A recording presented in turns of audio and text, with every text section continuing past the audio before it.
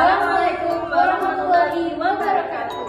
Shalom, Om Swastiastu, Namo Buddhaya, salam kebajikan, salam sejahtera bagi kita semua. Perkenalkan, nama saya Revalia Anjita Maulid dengan NIM A11230037. Perkenalkan, nama saya Maulida Somamerani, NIM A11230120. Perkenalkan, nama saya Desa Monika Gerayaan dengan NIM A11230156. Perkenalkan, saya Izi Aisyah Selina dengan NIM 185. Pada kesempatan kali ini, kami dari kelompok 4 akan mempresentasikan hasil kerja kami sebagai bentuk pemenuhan ujian akhir semester mata kuliah Hukum Hubungan Internasional.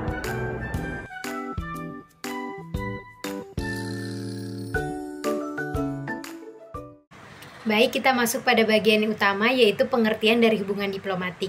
Hubungan diplomatik sendiri dalam hukum internasional merupakan sebuah aspek fundamental atau aspek dasar yang mengatur interaksi antar negara dalam kerangka hukum yang telah disepakati bersama. Biasanya mencakup komunikasi resmi, kemudian perundingan serta kerjasama yang memiliki tujuan untuk menjaga stabilitas, keamanan, kesejahteraan, serta perekonomian global. Hal ini diatur dalam Konvensi Wina pada tahun 1961 tentang hubungan diplomatik. Diplomatik adalah lembaga resmi suatu negara yang ditempatkan di negara lain atau organisasi internasional untuk mewakili dan memperjuangkan kepentingan bangsa, negara, dan pemerintah negara pengirim secara keseluruhan. Perwakilan ini melaksanakan hubungan diplomatik dan bertugas menjaga komunikasi kerjasama serta perlindungan warga negara di luar negeri. Perwakilan diplomatik terdiri dari: pertama, duta besar; yang kedua, konsul; yang ketiga, persetujuan agreement. Yang duta besar adalah perwakilan resmi suatu negara di negara lain, yang konsul bertanggung jawab atas urusan warga negara di luar negeri. Yang ketiga, persetujuan agreement. Negara penerima harus menyetujui perwakilan diplomatik. Selain itu, ada juga perwakilan konsuler yang menangani urusan administratif dan perlindungan warga negara di luar negeri, seperti konsulat jenderal dan konsulat.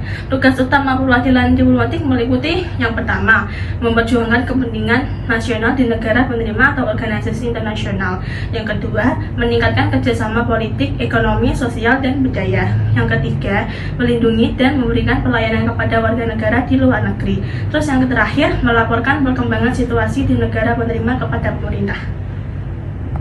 Kekebalan diplomatik.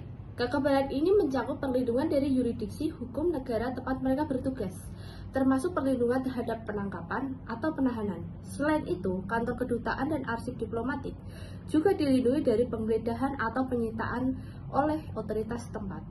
Selanjutnya, keistimewaan. Hak komunikasi bebas, perlindungan kantor kedutaan. Hal ini bertujuan untuk menjaga keamanan informasi dan memastikan bahwa hubungan antar negara tetap berlangsung tanpa hambatan yang dapat mengganggu stabilitas diplomasi. Dan yang terakhir, persona non grata. Negara penerima dapat mengusir diplomat yang melanggar aturan dengan waktu yang telah ditentukan. Langkah ini sering digunakan sebagai bentuk protes diplomatik terhadap tindakan yang dianggap merugikan atau bertentangan dengan kepentingan nasional negara penerima. Peran hubungan diplomatik yang pertama ini adalah penyelesaian konflik secara damai melalui mediasi dan negosiasi.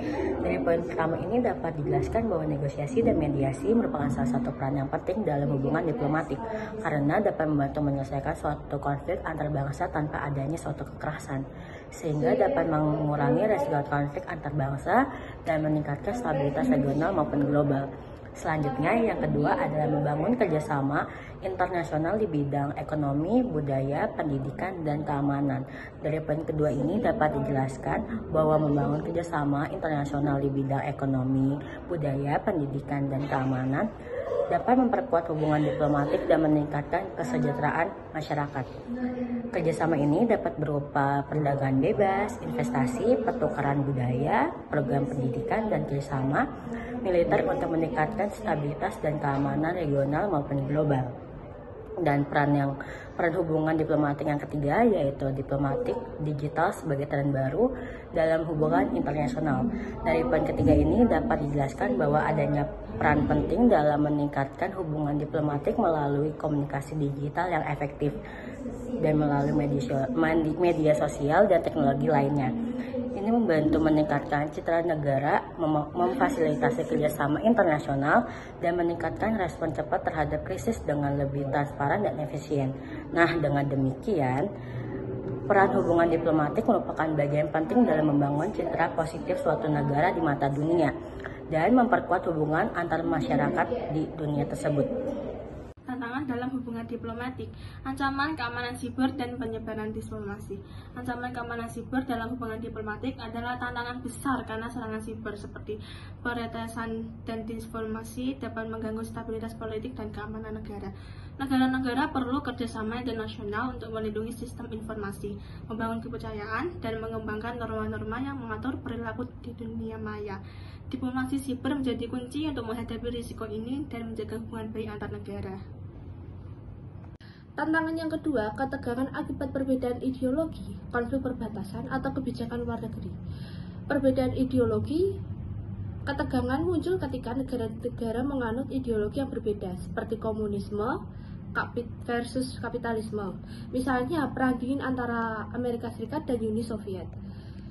Dan konflik perbatasan atau perebutan wilayah atau batas wilayah yang tidak sering memicu konflik antar negara. Contoh, konflik India dan Pakistan di Kashmir.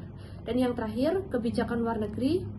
Ketegangan juga timbul dari kebijakan luar negeri yang agresif atau ekspansionis, seperti intervensi militer, embargo, atau aliansi militer. Contohnya, ada kebijakan luar negeri Amerika Serikat di Timur Tengah. Selanjutnya, yang ketiga dari tantangan diplomatik, yaitu tantangan diplomatik dari pemutusan hubungan diplomatik dapat berdampak luas pada ekonomi dan stabilitas politik di suatu negara. Yang pertama itu ada tantangan ekonominya, yaitu kerugian perdagangan. Dengan adanya pemutusan hubungan diplomatik dapat menyebabkan kerugian perdagangan yang signifikan, seperti penurunan ekspor maupun impor. Yang kedua, ketergantungan pada pasar, yang dimana negara-negara yang memiliki ketergantungan tinggi pada pasar internasional dapat terkena dampak ekonomi yang secara signifikan. Yang ketiga yaitu sanksi ekonomi. Dengan adanya pemutusan hubungan diplomatik dapat diikuti dengan adanya sanksi ekonomi seperti embargo perdagangan atau pembekuan aset. Yang kedua yaitu ada tantangan politiknya, yaitu dengan ketegangan politik. Dengan adanya pemutusan hubungan diplomatik dapat meningkatkan ketegangan politik antara negara-negara yang terlibat, sehingga dapat berdampak pada stabilitas politik regional.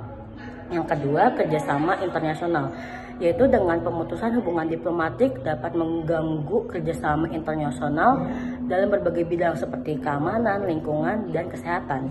Dan yang ketiga, pengaruh global. Dengan pemutusan hubungan diplomatik dapat berdampak pada pengaruh global di suatu negara, sehingga dapat mempengaruhi posisi dalam komunitas di internasional tersebut. Dan gimana sih cara mengatasinya? Cara mengatasi tantangan dari pemutusan hubungan diplomatik yang krisis, yang pertama itu adanya diplomasi yang efektif. Dengan pemutusan hubungan diplomatik memerlukan diplomasi efektif untuk mengatasi krisis dan memulihkan suatu hubungan. Yang kedua, komunikasi yang jelas. Dengan adanya komunikasi yang jelas dan transparan dapat membantu membangun kepercayaan dan mengurangi ketidakpastian di suatu negara. Dan yang ketiga, kerjasama dengan pihak lain. Dengan adanya kerjasama dengan pihak lain seperti organisasi internasional dapat membantu mengatasi krisis dan memulihkan hubungan di suatu negara. Dengan demikian, pemutusan hubungan diplomatik dapat memiliki dampak yang luas dan signifikan pada ekonomi dan stabilitas politik di suatu negara, sehingga memerlukan diplomatik yang efektif dan kerjasama kuat untuk mengatasi suatu negara yang krisis. Dengan begitu, kita dapat menarik kesimpulan bahwa hubungan diplomatik merupakan instrumen awal atau instrumen utama dalam menjaga stabilitas dunia. Tentu saja tak luput dari para peran diplomat seperti duta besar, konsul, persetujuan agreement ini sangat penting dalam menjaga kerjasama dan menyelesaikan sengketa serta menghadapi tantangan yang ada, karena mereka memiliki keistimewaan dan kekebalan dalam diplomatik. Dan tak kalah penting, hukum internasional juga mengambil alih dalam hal ini. Mereka menjadi payung hukum untuk mengawali hubungan diplomatik yang adil dan tertib.